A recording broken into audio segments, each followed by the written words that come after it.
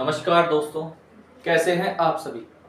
शुरू करते हैं हमारा चैप्टर पार्ट 1 जो स्टार्टिंग का टॉपिक है द फर्स्ट वर्ल्ड वॉर, खिलाफत एंड नॉन कोऑपरेशन मूवमेंट।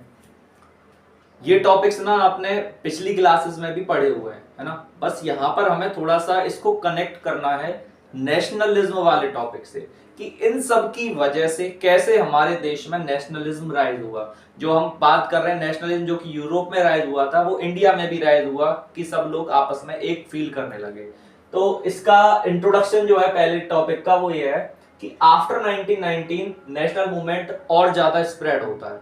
इसके कुछ रीजन है क्यों स्प्रेड होता है, क्योंकि प्रॉब्लम्स आती हैं कुछ during first world war and after first world war वाले टाइम पीरियड में। फर्स्ट वर्ल्ड वॉर 1914 से 18 में हुई है, हम बहुत बार डिस्कस कर चुके हैं, है ना।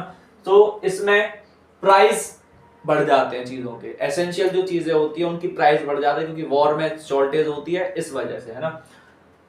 1918 से 21 में क्रॉप फेलियर हो जाता है, जो खाने की बेसिक नीड है, बेसिक नीड जो कि खाने की बेसिक नीड की जो चीजें हैं उसका फेलियर हो गया। अब उस वजह से प्राइस बढ़ रहा है। अब प्राइस बढ़ रहा है तो सीधी सी बात है लोगों को प्रॉब्लम फेस करनी पड़ रही है। सेंसस जो है 1921 का, जो जनगणना होती है 1921 में, उसमें क्या होता है, उसमें ये पता चलता है कि 12 to 13 मिलियन पीपल की डेथ हो जाती है। क्यों हो जाती है? उस टाइम पे एपिडेमिक्स, फेमाइन्स वगैरह ऐसी सिचुएशन की, खाने की कमी है प्लस कुछ बीमारियां हो जाती हैं जिस वजह से लोगों की डेथ हो जाती है।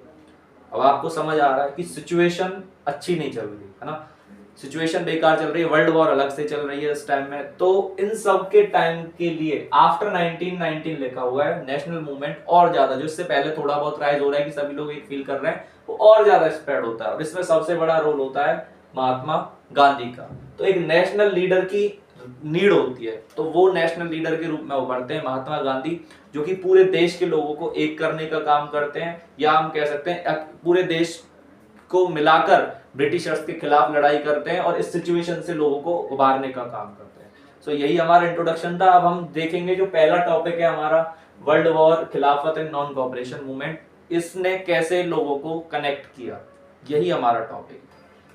तो दोस्तों हमारा 1.1 टॉपिक शुरू करते हैं, जो कि है आइडिया ऑफ सत्याग्रह।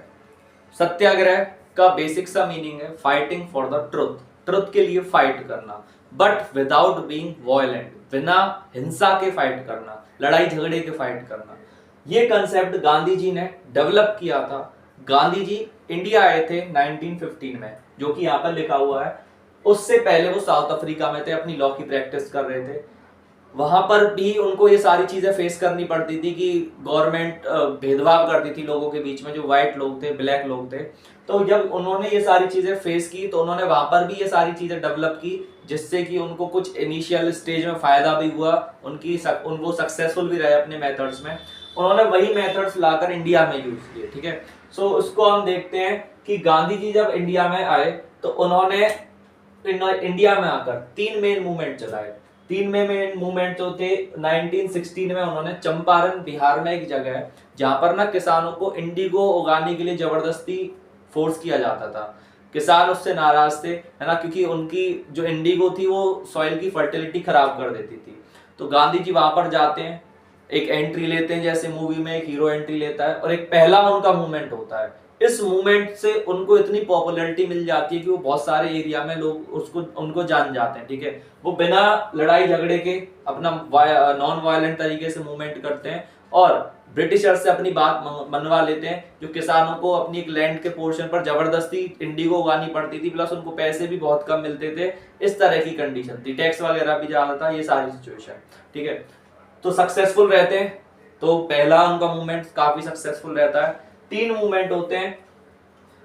पहले 3 मूवमेंट जो छोटे छोटे मूवमेंट है, बट वो तीनों गांधी जी को एक मास लीडर बना देते हैं। 1917 में उनको खेड़ा डिस्ट्रिक्ट में इनवाइट किया जाता है। वहां पर जो पीजेंट है वो इस वजह से परेशान होते हैं क्योंकि उस टाइम एपिडेमिक वगैरह आया होता है, तो उस टाइम किसानों की फसल अच्छी नहीं होती, ठीक है। एपिडेमिक क्या कह सकते हैं, ये नेचुरल डिजास्टर होता है उस टाइम पे कुछ, तो जिस वजह से किसानों की फसल अच्छी नहीं होती, तो किसान उनको बुलाते हैं और ब्रिटिशर्स उनसे टैक्स चार्ज कर रहे होते हैं, जबकि किसान टैक्स देने की कंडीशन में नहीं है। तो गांधी जी वहां पर जाते हैं, किसानों के साथ अगेन मूवमेंट करते हैं और सक्सेसफुल हो जाते हैं। इसके बाद अगले साल 1918 में अहमदाबाद मिल स्ट्राइक इसको बोलते हैं हम कि मिल वर्कर्स जो होते हैं उनसे काफी ज्यादा वर्किंग आवर्स काम लिया जाता है, उनकी सैलरी बढ़ाई नहीं जाती, पेमेंट बहुत कम दी जाती है। उनकी जो डिमांड रहती है उसके लिए गांधी जी जाते हैं, उनके साथ रहते हैं, मिल कुछ दिनों के लिए स्ट्राइक करवा देते हैं, मतलब काम करवाना बंद करवा देते हैं वर्कर्स का। इस तरीके से तो नॉन वायलेंट तरीके से ही काम करते हैं और सक्सेसफुल होते हैं। जो ये तीनों मूवमेंट है, ये तीनों बहुत बड़े मूवमेंट नहीं रहते, लेकिन गांधी जी को बहुत बड़ा लीडर बना देते हैं। जो कि जनरली आए होते हैं, लोग इनको जानते नहीं है साउथ अफ्रीका से इतना, जब ये इंडिया आते हैं, लेकिन जब ये मूवमेंट करते हैं एक इनका एक नेशनल लेवल पे एक चेहरा सामने आता है, लोग जानने लग जाते हैं, इससे गांधी जी की एक इमेज बिल्डअप होती है। फिर ये कैसे नेशनलिज्म की फीलिंग को प्रमोट करने में एक अहम रोल प्ले करते हैं, ये हम आगे समझेंगे। Thank you. तो दोस्तों, हमारा टॉपिक 1.2 द रॉलेट एक्ट नाम लिखा हुआ है। हालांकि इसमें केवल रॉलेट एक्ट ही नहीं पढ़ना हमें, उसके आसपास भी बहुत सारी चीजें हुई हैं, और हम मेनली कह सकते हैं जो हमारा पार्ट 1 है उसका मेजर पोर्शन हम कवर कर लेंगे, जो खिलाफत और नॉन कोऑपरेशन मूवमेंट है, वो सारी चीजें। क्या होता है कि हमें अभी पिछले उसमें ये समझ आया कि गांधी जी की एक इमेज बन चुकी है, तीन उन्होंने प्रोटेस्ट जो थे छोटे लेवल के उनमें सक्सेस पाई, तो उनका नाम चल रहा है, ठीक है।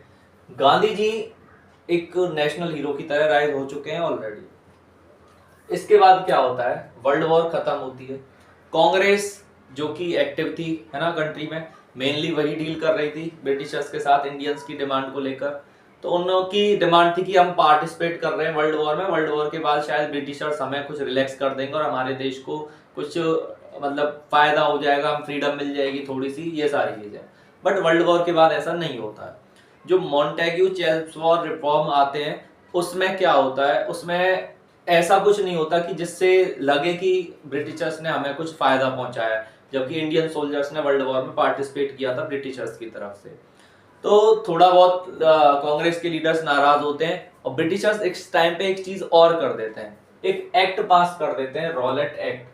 ये एक सिडनी रॉलेट नाम के एक पर्सन होते हैं जो कि इस कमेटी के हेड होते हैं, उनके द्वारा एक कानून पास किया जाता है। ये क्या है, ये एक्ट 18 मार्च 1919 को पास किया जाता है। एक्ट का पर्पस क्या होता है कि किसी को भी अरेस्ट किया जा सकता है बिना किसी ट्रायल के। जनरली हम किसी को अरेस्ट करते हैं, कोर्ट में ट्रायल होता है, फिर उसको जेल में बहुत टाइम तक रखा जा सकता है। यहाँ पर ये था कि ब्रिटिशर्स किसी को भी अरेस्ट करके जेल में रख सकते हैं कितने भी टाइम तक, और कोई कोर्ट में ट्रायल वगैरह उसका नहीं होगा, है ना, बिना ट्रायल के। ये एक्ट बहुत बेकार था।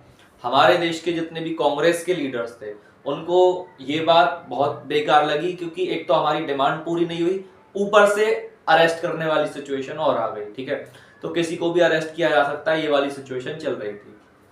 इसके खिलाफ गांधी जी जो अब तक ब्रिटिशर्स के थोड़ा सा साथ में रहकर काम करने की कोशिश कर रहे थे, अब एक प्रोटेस्ट ऑर्गेनाइज करते हैं कि जिसको बोला जाता है रॉलेट सत्याग्रह। तो एक हड़ताल बुलाते हैं, इसको रॉलेट सत्याग्रह, क्योंकि रॉलेट एक्ट के खिलाफ लाई गई थी, ठीक है। इसमें इसको किया जाता है 6 अप्रैल 1919 को। सो on 18 April 1919 Rowlatt Act was passed, and on 6 April 1919 Rowlatt Satyagraha was organized by Gandhi ji. After that what happens, on 10 April 1919 police fire कर देती है जो अमृतसर एक एरिया है, वहां पर जो लोकल लोग प्रोटेस्ट कर रहे होते हैं उनके ऊपर, एंड कुछ लीडर्स को अरेस्ट कर लिया जाता है, जिसमें 2 मेन लीडर्स जो होते हैं जो वहां के, उनको लोकल लीडर्स को अरेस्ट किया जाता है, जिनका नाम है डॉक्टर सैफुद्दीन किचलू और डॉक्टर सत्यपाल। इन दोनों को भी अरेस्ट कर लिया जाता है। इससे लोगों में और ज्यादा, कम कह सकते हैं, ब्रिटिशर्स के खिलाफ हो जाते हैं और ज्यादा लोग ब्रिटिशर्स के अगेंस्ट नफरत करते हैं, हम ये कह सकते हैं। उसके खिलाफ क्या करते हैं लोग, 13 अप्रैल 1919 जनरली एक एरिया है, एक जलियांवाला बाग का एरिया है अमृतसर में, वहां पर लोग इकट्ठा होते हैं। कुछ रीजन होते हैं, एक तो जो लीडर्स अरेस्ट किए हैं उनके लिए इकट्ठा होते हैं कि उनको आजाद कराने के लिए कुछ कैसे बातचीत की जाएगी, मतलब कैसे ऑर्गेनाइज किया जाएगा, ये सारी चीजें। एंड एक वहां पर बैसाखी का फेस्टिवल भी होता है उस दिन, तो उस वजह से भी इकट्ठा होते हैं, तो काफी भीड़ होती है। वो एरिया ऐसा होता है, जो जलियांवाला बाग है वो चारों तरफ से दीवारों से घिरा हुआ है, एक ही डोर है एंट्री का और एग्जिट का। इस टाइम पे क्या होता है, जब बहुत सारे लोग भीड़ वहां पर है, तो जनरल डायर जो उस टाइम पर, जिनको उस एरिया की कमांड दी जाती है अमृतसर की, वो एंट्री करते हैं, मिसाइल अपने साथ वो तोप वगैरह लेकर जो भी है ना सोल्जर्स आ जाते हैं बहुत सारे, और अंधाधुंध फायरिंग शुरू कर देते हैं भीड़ के ऊपर, और इससे बहुत सारे लोगों की डेथ हो जाती है। जो कुआं है वहां पे उसमें भी बहुत सारे लोग कूद जाते हैं, तो मतलब बच्चे बूढ़े सभी मतलब बहुत ज्यादा लोगों की डेथ होती है। इस इंसिडेंट की बहुत ज्यादा वाइड लेवल पे हिंसा, मतलब बहुत ज्यादा वाइड लेवल पे इसको कह सकते हैं क्रिटिसाइज किया जाता है। जनरल डायल को इनिशियली तो ब्रिटिशर्स दिखाने के लिए तो हटा देते हैं, लेकिन बाद में उसको सम्मान करते हैं ब्रिटिशर्स कि इतना इंसिडेंट करने के बाद भी, ठीक है। तो गांधी जी वगैरह सारे कांग्रेस के लोग, नेशनल लेवल पे हमारे जितने भी लोग हैं, कॉमन लोग, सभी अगेंस्ट रहते हैं जैसे ही उनको ये खबर मिलती है, ठीक है। इसका इम्पैक्ट बहुत मतलब इंडिया के ऊपर भी पड़ता है कि कांग्रेस के ऊपर भी, कि लोग ब्रिटिशर्स के बहुत ज्यादा अगेंस्ट हो जाते हैं, अब उनके साथ काम करने को तैयार नहीं रहते। गांधी जी इस टाइम पर जब ये चीजें हो रही हैं तो लोग मतलब बहुत ज्यादा ऑफिसेस को तोड़ने लग जाते हैं ब्रिटिशर्स के, और कब्जा करना शुरू कर देते हैं, ये सारी चीजें भी होती हैं। तो गांधी जी ना ये मूवमेंट वापस खींच लेते हैं, जो रॉलेट सत्याग्रह चलाया था तो इसको वापस ले लेते हैं। बट एक चीज करते हैं कि वो फ्यूचर में एक बड़ा मूवमेंट ऑर्गेनाइज किया जाएगा जो पूरे कंट्री लेवल पे होगा, जिसका नाम है नॉन कोऑपरेशन मूवमेंट। इसके साथ गांधी जी को एक माइंड में एक चीज और आती है कि हम हिंदू और मुस्लिम को साथ मिलाकर फाइट करेंगे ब्रिटिशर्स से, क्योंकि अलग अलग फाइट करेंगे तो सक्सेसफुल नहीं हो पाएंगे। मुस्लिम्स को कैसे मिलाएंगे, तो यहाँ पर ना एक खिलाफत कमेटी बनाई जाती है मुस्लिम लीडर्स के द्वारा 1919 में, ठीक है।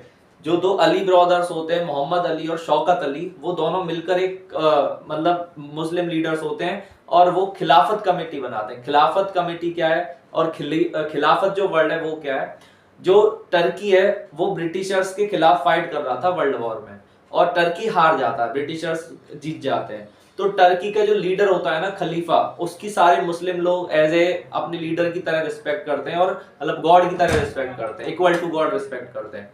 फिर क्या रिजल्ट निकलता है इसका कि जो लोग हैं, मुस्लिम लोग हैं, वो ब्रिटिशर्स से फाइट करना चाहते हैं, क्योंकि उनके लीडर की पावर को बहुत ज्यादा मतलब गिरा दिया जाता है और उसको अपमानित किया जाता है खलीफा को। इसीलिए वो खिलाफत मूवमेंट चला रहे होते हैं मुस्लिम लीडर्स। गांधी जी के दिमाग में आता है कि हम भी एक मूवमेंट चलाते हैं और हिंदू और मुस्लिम को एक करके एक मूवमेंट शुरू करते हैं, जिससे कि हिंदू मुस्लिम यूनिटी भी बनी रहेगी और एक ब्रिटिशर्स के खिलाफ फाइट भी होगी। तो गांधी जी सितंबर 1919 में कांग्रेस के जो कलकत्ता सेशन होता है, ये सेशन जरूर याद रखना, ये आता है बोर्ड में, कि कलकत्ता सेशन में क्या करते हैं, एक मूवमेंट, एक बिल पास करवा देते हैं जो नॉन कोऑपरेशन मूवमेंट का है ना, और ये पास हो जाता है कि नॉन कोऑपरेशन मूवमेंट चलाया जाएगा और खिलाफत मूवमेंट के साथ मिलाकर चलाया जाएगा, है ना। 1921 की जो जनवरी है ये मूवमेंट स्टार्ट होता है, कलकत्ता सेशन में पास होता है सितंबर 1920, ये दो डेट है, ये दोनों याद रखना। और इस तरह से नॉन कोऑपरेशन मूवमेंट स्टार्ट होता है। अगले पार्ट में हम देखेंगे कि उसका क्या रिजल्ट निकलता है, और इससे हमें ये समझ आ रहा है कि कैसे बहुत सारे लोग कनेक्ट हो रहे हैं गांधी जी के साथ, और अलग अलग लीडर्स, नए नए लीडर्स भी राइज हो रहे हैं इस टाइम पे, और नेशनलिज्म की फीलिंग बेसिकली राइज हो रही है पूरी कंट्री में। यही हमारा चैप्टर है जिसका नाम है नेशनलिज्म इन इंडिया। तो जहां पर हमें ये समझना है कि कैसे लोगों में नेशनलिज्म की फीलिंग, कनेक्टेडनेस हुई, तो सभी लोग अब इकट्ठा हो रहे हैं, तो हमें कॉमनली कुछ समझ आ रहा है ये चैप्टर का मतलब क्या है। Thank you. तो दोस्तों स्टार्ट करते हैं हमारा 1.3, जो पार्ट 1 का 1.3 पार्ट है, वाई नॉन कोऑपरेशन। अभी हमने नॉन कोऑपरेशन को ज्यादा नहीं पढ़ा है, बस हमने ये समझा है कि नॉन कोऑपरेशन की नीड क्यों पड़ी, कैसे एक बैकग्राउंड तैयार होता है नॉन कोऑपरेशन मूवमेंट का। थोड़ा सा समझ आ रहा है कि गांधी जी है ना कैसे राइज हो गए हमारे इंडिया में, एंड कैसे अलग अलग मूवमेंट हुए, और एक इतना बड़ा जो मूवमेंट होता है नॉन कोऑपरेशन मूवमेंट, उसकी कैसे नीड पड़ी। इस मूवमेंट को हम अगले पार्ट में वैसे डिस्कस करेंगे। यहाँ पर हमें ये बोला जा रहा है कि व्हाई नॉन कोऑपरेशन, की नॉन कोऑपरेशन का क्या मीनिंग है और नॉन कोऑपरेशन क्या है बेसिकली।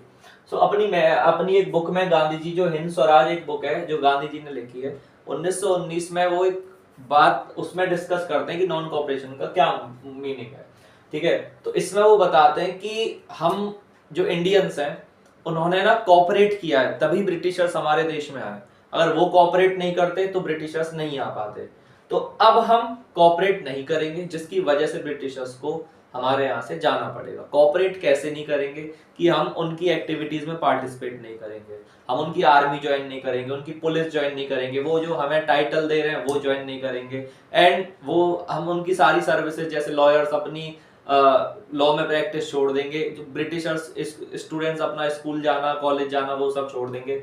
इन सब को बोलेंगे हम नॉन कॉपरेशन, कि हम ब्रिटिशर्स जो भी कह रहे हैं ना हम वो कॉपरेट ही नहीं कर रहे उनके साथ। और फिर अगर ब्रिटिशर्स एग्रेसिवली हमसे बात करते हैं, रिप्रेस करते हैं हमें, फिर हम सिविल डिसोबीडिएंट पर आ जाएंगे। नॉन कॉपरेशन में हम वायलेंट तरीका यूज नहीं कर रहे, सिविल डिसोबीडिएंट में हम क्या करना शुरू कर देंगे कि हम उनके कानून वगैरह फॉलो नहीं करेंगे, हम उनकी बातें ही नहीं मानेंगे कुछ भी। यहाँ पर हम केवल कॉपरेट नहीं कर रहे, वहां पर हम कानूनों को तोड़ना शुरू कर देंगे, तो सिविल डिसोबीडिएंट पे आ जाएंगे। तो ये हिंद स्वराज नो मैगजीन है जो 1919 में लिखी थी, उसमें ये सब चीजें डिस्कस की गई थी, ठीक है, कि बॉयकॉट वगैरह करेंगे, ये सारी चीजें थी, ठीक है। अब जो नॉन कॉपरेशन मूवमेंट है ना, उन जो हमने कहा था कि सितंबर में जो कलकत्ता वाला सेशन था उसमें नॉन कॉपरेशन मूवमेंट होगा, ये डिसाइड कर लिया जाता है। लेकिन कांग्रेस वगैरह के अंदर ना अभी तक मतलब एग्रीमेंट नहीं बन पा रहा था कि क्या होगा कैसे होगा। कुछ लोग चाहते नहीं थे कि ऐसा हो, क्योंकि कुछ लोग ब्रिटिशर्स के साथ रहना चाहते थे, या हम कह सकते हैं इलेक्शन वगैरह में पार्टिसिपेट करना, या जो भी सर्विसेज थी जो भी टाइटल मिले हुए थे वो लेना चाहते थे। तो इस तरह की चीजें चलती हैं, ठीक है। तो दिसंबर का जो सेशन है जो नागपुर में होता है दिसंबर 1920, उसमें एग्रीमेंट बना लिया जाता है फाइनली कि नॉन कॉपरेशन मूवमेंट होगा, कैसे होगा, जो लीडर्स हैं वो डिसाइड कर लेते हैं, और जनवरी से मूवमेंट शुरू हो जाता है, जनवरी 1921 से।